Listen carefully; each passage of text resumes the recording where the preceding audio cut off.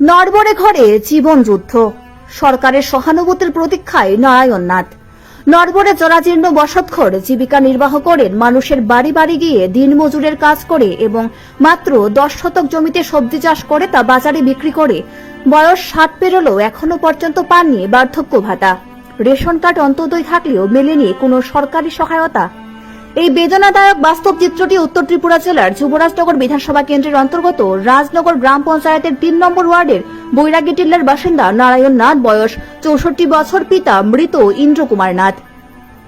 স্ত্রী, ছেলে ও পুত্রবধূ নিয়ে 4 জনের একটি গৃহস্থ পরিবার দিনমজুরের কাজ এবং সামান্য সবজি চাষ করে কোনো রকম জীবন ধারণ করছেন।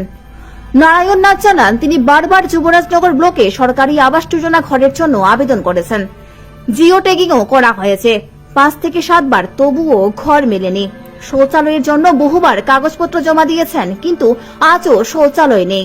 তার অভিযোগ, পূর্বতন সিপিআইএম সরকার হোক বা বর্তমান বিজেপি সরকার, কেউই তার দিকে সহানুভূতির চোখে তাকাননি।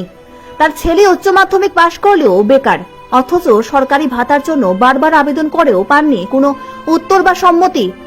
বর্ষাকাল বা ঝড় তুফানের সময় তার জরাজীর্ণ ঘরটি কতটা নিরাপদ থাকবে তা নিয়েও সবচেয়ে বড় চিন্তায় আছেন তিনি। নারায়ণনাথ বলেন, সারাদিন কাজ করে এসে অন্তত একটা নিরাপদ আশ্রয় চাই আমার পরিবারের জন্য। মুখ্যমন্ত্রীর কাছে আবেদন, দয়া করে আমার পরিবারের জন্য একটা সরকারি আবাস যোজনার ঘর বরাদ্দ করুন। স্থানীয় পঞ্চায়েত থেকে শুরু করে যুবরাজনগর বিধানসভা কেন্দ্রের বিধায়ক শৈলেন্দ্র চন্দ্রনাথ পর্যন্ত কেউ কোনো পদক্ষেপ নেননি। এখন দেখার বিষয়, এই হতদরিদ্র পরিবারটির দিকে মুখ্যমন্ত্রী এবং সংশ্লিষ্ট দপ্তরের মানবিক দৃষ্টি আদৌ পড়ে কিনা। Desk report, Dharmanagar news online. Srinarayan Nath.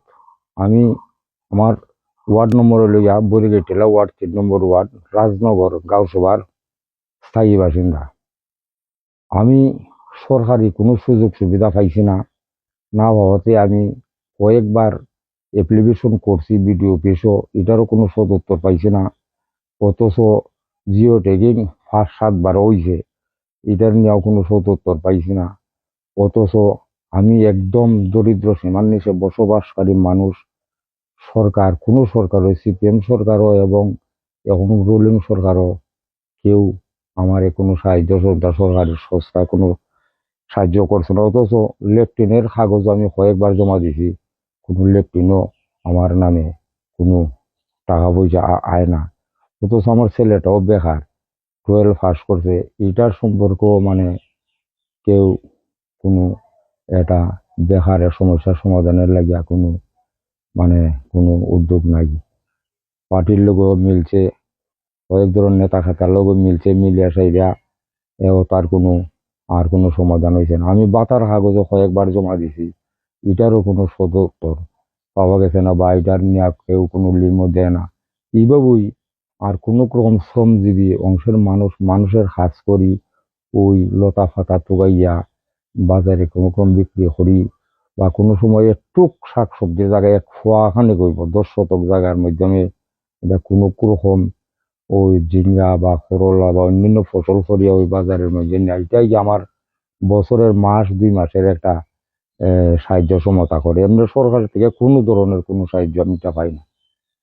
এই বললেই আমার কথাটা এই জায়গাতেই সৃষ্টি আকর্ষণ করার লাগিয়া আমি চাইতাছি, এবং আমাদের যুবরাজনগর কেন্দ্রের যে মন্ডল আছে, মন্ডল এবং মুখ্যমন্ত্রী সহ আমি আমার এই যে সরকারি কোনো সুযোগ সুবিধা পাইছি না, আমার অন্তোদয় কার্ড, এই কার্ডটার উপরে অথচ আমার উপরে একটা দৃষ্টি আকর্ষণ করে আমি যাতে একটা গড় পাই, গড়টা ভাঙ্গিয়া ফুরে দিতেছে। আমিও ছেলেটাও বেকার, কোনো কাজ আমি করিয়া গোটারেও রাখতাম পারতাছি না। কোনো রকম এটা আছে একটা 1 সালার মতো বানাইয়ে রাখছি, একটা গড় ফাইলে তুফান তাফান থেকে আস্তা দিন কাজকর্ম করিয়াইয়া এই গড়টার মধ্যে জানটা বাঁচাইবার মতন সরকার যদি একটা সাহায্য যদি আমার করে, তাই আমি খুব উপকৃত হইলাম। এই আশঙ্কা রেখে আমি আমার দরিদ্রহীন, একদম পয়সাহীন কথাগুলো আপনার কাছে আমি পেশ করলাম।